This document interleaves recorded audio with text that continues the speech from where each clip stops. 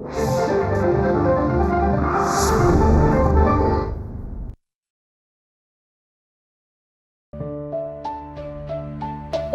Bed, bed चार.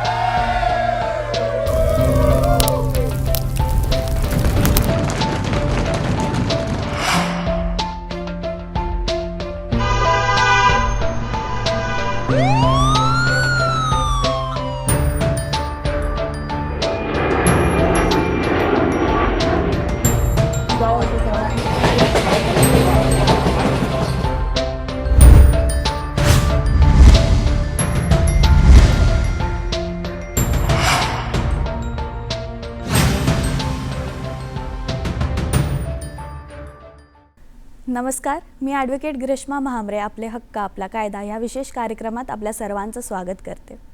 आपण आपल्या रोजच्या जीवनात आजूबाजूला अनेक मंदिरं, देवस्थानं, सामाजिक संस्था, शाळा, धर्मादायक रुग्णालय अर्थात चॅरिटेबल हॉस्पिटल बघतो. हे सर्व काही सामाजिक ट्रस्ट कायद्याच्या अंतर्गत येतं. पण हा सामाजिक ट्रस्ट हे काय आहे, ह्याची नोंदणी कुठं होते, कशी होते आणि सर्वात महत्त्वाचं म्हणजे धर्मादायक रुग्णालयात गरिबांसाठी मोफत किंवा कमी दरात उपचार करण्यासाठी त्यांचे कायदेशीर हक्क काय आहेत, ह्या सर्व शंकांची उत्तरं देण्यासाठी आज आपल्याबरोबर उपस्थित आहेत ट्रस्ट कायद्याचे तज्ज्ञ आणि नामांकित वकील ॲडव्होकेट गणेश चव्हाण सर. नमस्कार सर. नमस्कार. सरांनी 1993मध्ये सिद्धार्थ कॉलेजमधून कॉमर्सची पदवी घेतली. त्यानंतर 1999मध्ये त्यांनी मुंबईच्या प्रसिद्ध गव्हर्नमेंट लॉ कॉलेजमधून कायद्याचं शिक्षण पूर्ण केलं. सर गेल्या 27 वर्षांपासून कायद्याच्या क्षेत्रात कार्यरत आहेत. त्यांनी त्यांच्या करिअरची सुरुवात सिनियर ॲडव्होकेट विजय तुळपुळे तिथं त्यांनी दिवाणी, फौजदारी, रेंट ॲक्ट आणि रिट याचिकांमध्ये विशेष अनुभव मिळवला. पुढे सरांनी त्यांची स्वतःची प्रॅक्टिस सुरू केली आणि 2008 पासून त्यांनी आपलं संपूर्ण लक्ष महाराष्ट्र ट्रस्ट ॲक्ट 1950 ह्यावर केंद्रित केलं. सर लेबर कोर्टच्या जजची परीक्षासुद्धा यशस्वीरित्या पास झाले. आजवर सरांनी त्यांच्या करिअरमध्ये 700हून अधिक केसेस सांभाळल्या आहेत आणि सर सध्या महाराष्ट्र स्टेट इनोव्हेशन सोसायटीच्या पॅनलवर ॲडव्होकेट म्हणून कार्यरत आहेत. सामान्य माणसासाठी चॅरिटी कमिशनर किंवा ट्रस्ट हे थोडे शब्द भारी होऊन जातात समजण्यासाठी. तर तुम्ही आमच्या प्रेक्षकांना महाराष्ट्र ट्रस्ट कायद्याबद्दल काय सांगू शकाल? तो अस्तित्वात का आला? पूर्वी 1860 हा सोसायटी ॲक्ट कायदा आहे, म्हणजे आत्ता पण तो अस्तित्व आहे. त्यामध्ये काय होतं की जेवढी मंडळं, सार्वजनिक गणेशोत्सव मंडळ, नवरात्र उत्सव मंडळ ही त्याच्या अंडर रजिस्ट्रेशन होत होते. कुठलं लोकांना अकाउंट्स त्याचं कसं द्यायचं, कोणी काही त्याच्यामध्ये अफरातफर केली तर त्याच्याबद्दल कंप्लेंट कशी करायची, काय करायची, तर ह्या गोष्टीवर अंकुश आणण्यासाठी हा महाराष्ट्र पब्लिक ट्रस्ट ॲक्ट आणला गेला. त्याच्यामध्ये चॅरिटी कमिशनरचं काम असं आहे की संस्थेवरचं रजिस्ट्रेशन करणं, त्यानंतर त्यांचं ट्रस्टी बरोबर काम करतात नाही करतात, त्यांचे कसं काय कारभार चालतो आहे ह्याच्यावर देखरेख करणं. कोणी कंप्लेंट केली तर त्याची सगळी शहानिशा करून त्यांच्यावर काय काय जी काय कारवाई असेल ती कारवाई करता येते. त्याच्यावर संपूर्ण सामाजिक संस्थांवर अंकुश ठेवण्यासाठी हा कायदा आणला गेला. सर आपण बऱ्याच ठिकाणांवर किंवा संस्थेला सामाजिक ट्रस्ट म्हणून म्हटलं जातं किंवा आपण वाचतो, तर हे सामाजिक ट्रस्ट काय असतं? सामाजिक ट्रस्ट म्हणजे हे जनरल पब्लिकसाठी, गरिबांसाठी. आपण समजा शाळा सुरुवात केली तर त्या शाळेमध्ये गरीब मुलांना कमी पैशामध्ये चांगलं शिक्षण भेटावं त्यासाठी ती ओपन केली जाते. सर एखादी शाळा किंवा एखादं हॉस्पिटल हे प्रायव्हेट नसून पब्लिक ट्रस्ट आहे हे आपल्याला कसं कळतं? हे शासनाने त्याबद्दल हे काढलेलं आहेत की किती हॉस्पिटल्स चॅरिटी कमिशनरच्या अंडर येतात, तशी एक स्कीम फ्रेम केली गेली 2006मध्ये. महाराष्ट्रात बरीच हॉस्पिटल्स, जसं समजा बॉम्बे हॉस्पिटल झालं, जे रुग्णालय आहे, अजून रिलायन्स हॉस्पिटल आहे, ह्याच्यामध्ये हे चॅरिटी कमिशनरच्या अंडर आलेले आहेत. तर महाराष्ट्र गव्हर्नमेंटने स्कीम फ्रेम करून, कारण गरिबांना त्या ठिकाणी जवळजवळ शासनाने आता नियम केलेला आहे की 20% गरिबांसाठी ते बेड राखीव ठेवलेले आहेत. त्यासाठी 10% जी आहे ती मोफत इलाज केला जातो आणि 10% हे कन्सेशन त्यांना दिलं जातं. अशासाठी ती हॉस्पिटल्स चॅरिटीमध्ये हे केलेली आहे. सर, जसं तुम्ही सांगितलं, मुंबईत किंवा महाराष्ट्रात अनेक हॉस्पिटल्स आहेत जे चॅरिटेबल ट्रस्टच्या अंडर येतात. पण ह्या हॉस्पिटल्समध्ये पण अनेकदा आपण असं ऐकतो की काही गरिबांना बेड्स नाही आहेत किंवा कुठल्या कारणामुळे त्यांचे उपचार करायचे अधिकार त्यांच्याकडून घेऊन टाकतात हॉस्पिटल. ह्यावेळी सामान्य नागरिकांनी काय करायला हवं? ते सामान्य नागरिकांनी चॅरिटी कमिशनमध्ये येऊन त्यांच्या अगेन्स्ट तुम्ही तक्रार दाखल करू शकता. त्या तक्रार दाखल केल्यानंतर त्या कन्सर्न ऑफिस आपलं चॅरिटी कमिशन ऑफिस त्या हॉस्पिटलला नोटीस पाठवून त्यांचे जे कोण ॲडमिनिस्ट्रेटर असतात त्यांना बोलून घेतात.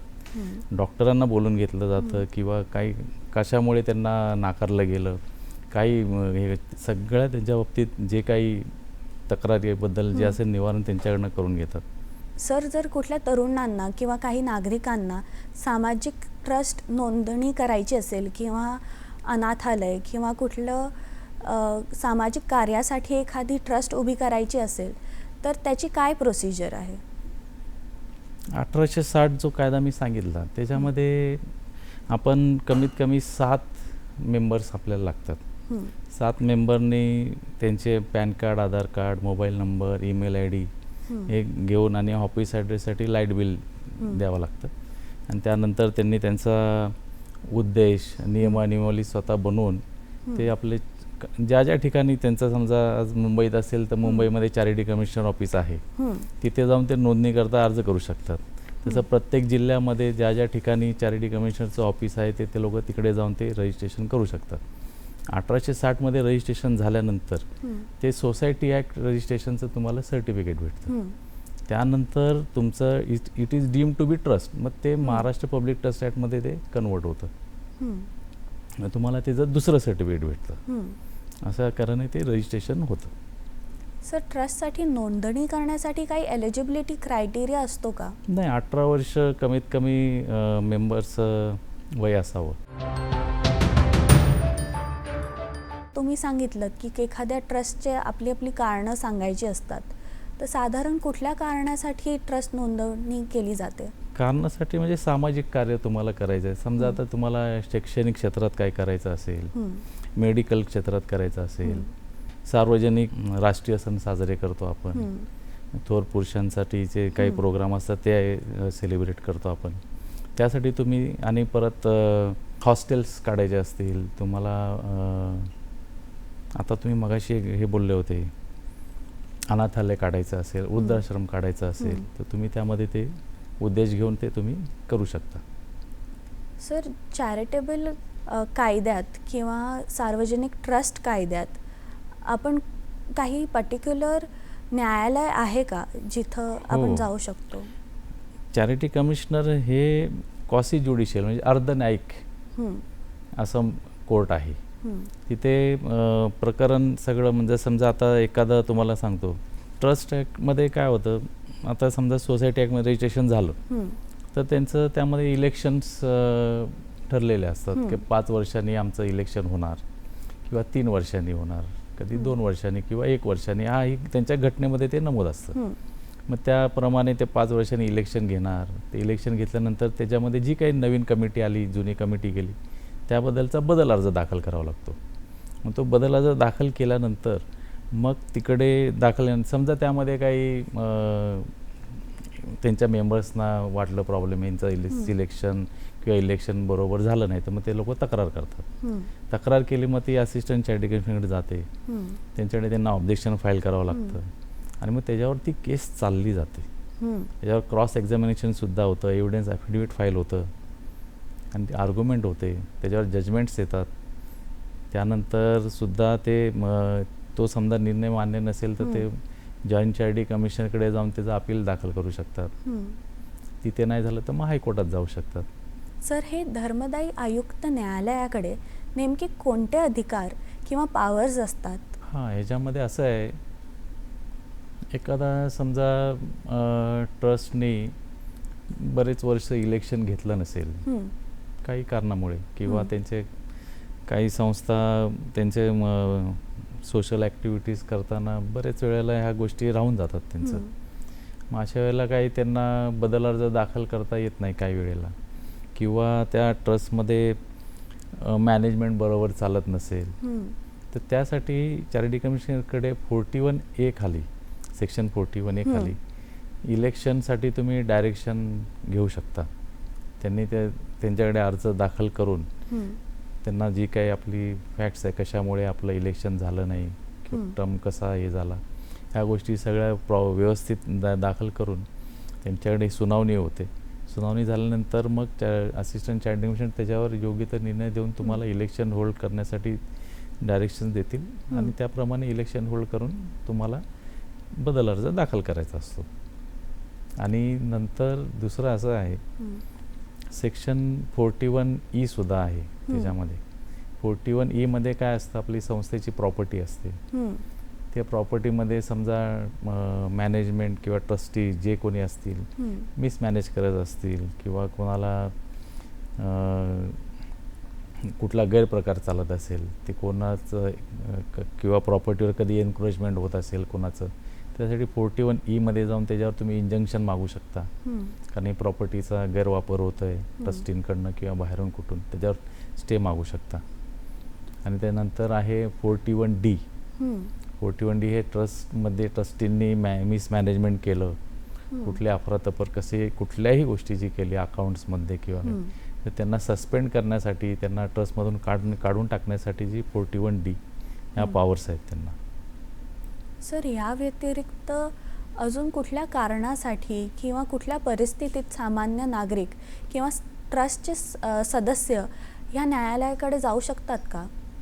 हो, जाऊ शकतात. कारण कसं असतं, तुमचा उद्देश काय आहे आणि तुम्ही काम काय करता, हं, हे जर सभासदांना काही गोष्टी त्या खटकल्या, किंवा कोण सामाजिक कार्य करत असताना स्वतःसाठीच फायदा करून घेत असेल त्या संस्थेचा, त्याच्या अजून कुठल्या लोकांसाठी काय करणार, सामाजिक कार्य होत नसेल, तर ते सभासद येऊन इथे तक्रार दाखल करू शकतात. दाखल करून त्याच्यावर योग्य ती चॅरिटी कमिशनर त्याच्यावर निर्णय घेऊ शकतात. सर, एखाद्या ट्रस्टची जमीन किंवा इमारत त्या ट्रस्टला विकायची असेल किंवा भाड्यावर द्यायची असेल, तर ते स्वतःहून ती देऊ शकतात का, की कोणाची परवानगी घ्यायला लागते? नाही, विकायची असेल तर ते सेक्शन 36(1)A मध्ये तुम्हाला चॅरिटी कमिशनकडे परमिशन घ्यायला लागते. लीजवर द्यायची असेल तर कमीत कमी 30 वर्ष लीज तुम्ही देऊ शकता. तर त्याची परमिशनसुद्धा आपल्याला चॅरिटी कमिशनकडे येऊन घ्यावी लागते. त्याच्यावर सगळे तुमचे डॉक्युमेंट सगळे व्यवस्थित पाहिजेत. ते व्यवस्थित असल्याशिवाय चॅरिटी कमिशनर तुम्हाला परवानगी देणार नाही. आणि त्यांना ते कारणही द्यावं लागतं की कशासाठी आपण विकत आहोत, कशासाठी भाड्याने देत आहोत. काही वेळेला काय होतं की प्रॉपर्टी भाड्याने द्यायची असेल, त्यामध्ये ट्रस्टचा वेगळा स्वतःचा कोणाचा फायदा असेल काय असेल, तर त्यावेळेला ते देऊ नाही शकत, ते नाकारतात. आणि विकताना सुद्धा तुम्हाला खरंच ट्रस्टला गरज आहे का विकायची, किंवा आज ती प्रॉपर्टी समजा एखाद्या वेळेस एन्क्रोच झाली असेल, तिथे ट्रस्ट त्यासाठी ट्रस्टींनी कुठे सिव्हिल कोर्टात कुठलेच केसेस फाईल केल्या नाहीत त्यांना काढण्यासाठी किंवा काय केलं नाही, आणि आज तिथे ट्रस्ट समजा कुठला त्यांचा उद्देश जो काय उद्देश असेल, शैक्षणिक असेल, तुमचं हॉस्पिटलचं किंवा काय असेल, असे उद्देश जर तिथे साध्य करू शकत नसाल, तर ते प्रॉपर्टी विकायला तिकडे येतात चॅरिटी कमिशनर. आणि ते चॅरिटी कमिशनर योग्य ते सगळे पेपर बघून मग त्याच्यावर ते निर्णय घेतात. सर, तुमच्या ह्या मोठ्या करिअरमध्ये तुमची एखादी अविस्मरणीय केस तुम्ही आमच्या प्रेक्षकांना सांगू शकाल का? हां, एक आपलं एका दर्ग्याची केस होती. आपलं मरीन लाईन्सला दर्गा आहे, तर त्यांचं बरीच वर्ष म्हणजे चेन रिपोर्ट्स थांबले होते. आणि ते बऱ्याच म्हणजे आमच्याकडे एक केस आल्यानंतर आम्ही बघितले तर पेपर त्याचे जवळजवळ 6,000 पानांचे ते पेपर्स होते सगळे. तर एवढं वाचून सगळं करायचं म्हटल्यावर पण तरी पण मी आणि आमचे एक सिनियर होते त्यांच्याबरोबर आम्ही हे केलं. म्हणजे तेवढे पेपर वाचून ती केस जवळजवळ कमीत कमी 15 वर्ष केस चालली होती. ती आम्ही 2 वर्षात संपवली. अच्छा. आम्ही त्याच्यामध्ये आणि त्यात आम्ही जिंकलो. आता त्याचं अपील चालू आहे.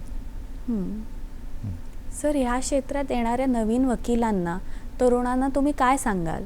मॅडम, माझं असं म्हणणं आहे की नवीन मुलांनी पहिलं ट्रायल कोर्टामध्ये प्रॅक्टिस करावी. व्यवस्थित तिकडचं ट्रायल कशी चालते, क्रॉस एक्झामिनेशन कशी होते, कुठल्या जजमेंट्स हे केल्या जातात, सिव्हिल क्रिमिनल दोन्ही, ह्याचा बेस त्यांनी व्यवस्थित केल्यानंतर मग जर इकडे आलं तर त्यांना त्याचा ह्याबद्दल काही त्रास होणार नाही. पण नवीन मुलं इथे जरी आली तरी काही असं हे नाही, पण चांगली प्रॅक्टिस, चांगला ट्रायल कोर्ट करूनच मग इकडे यावं असं माझं म्हणणं आहे. सर, जाता जाता तुम्ही आमच्या प्रेक्षकांना काय सांगाल? माझं असं म्हणणं आहे की सामाजिक संस्था जेव्हा नोंदणी करतात त्यांनी तो त्याच्याबद्दलचा जे काही नियम चॅरिटी कमिशन, आपलं महाराष्ट्र पब्लिक ट्रस्ट ॲक्टमध्ये जे नियम आहेत त्याचं योग्य ते पालन करावं. नाही तर आज काय होतं, बऱ्याच संस्था आपल्याकडे महाराष्ट्रात जवळ 1,00,000-1.5 लाख ट्रस्ट रजिस्ट्रेशन आहे. पण होतं प्रॉब्लेम काय, संस्था रजिस्ट्रेशन झाल्यानंतर त्यांचं अकाउंट मॅनेजमेंट किंवा प्रॉपर इलेक्शन घेणं, प्रॉपरली फॉलोअप घेऊन चॅरिटी कमिशनमध्ये येऊन चेन रिपोर्ट दाखल करणं हे बऱ्याच वेळेला राहून जातं. नंतर वर्षानुवर्ष ह्या पेंडिंग राहिलं तर मग नंतर ह्या गोष्टी तुम्ही करायला गेला तर त्याला बऱ्याच अडचणी येतात आणि मग त्यात वेळ जातो. आणि सामाजिक संस्था जे काही त्यांचा जो काही पैसा जो असेल तो असा खर्च होऊ नये आणि तो सामाजिक कार्यासाठीच उपयोगी व्हावा असं आपलं म्हणणं. तुमचे खूप आभार सर. तुम्ही चॅरिटी कमिशनर आणि ट्रस्ट कायद्याची खूप सोपी आणि सहज माहिती आमच्या प्रेक्षकांना सांगितली. तुम्ही खूपच सोप्या भाषेत आमच्या प्रेक्षकांना ह्या कायद्याबद्दल आणि त्यांच्या हक्कांबद्दल सांगितल्याबद्दल धन्यवाद. धन्यवाद. प्रेक्षकांनो, आपले हक्क आपला कायदा ह्या विशेष कार्यक्रमात आज आपण इथंच थांबणार आहोत. पुन्हा भेटूया नवीन भागात नवीन माहितीसहित. तोपर्यंत बघत राहा दूरदर्शन सह्याद्री. नमस्कार.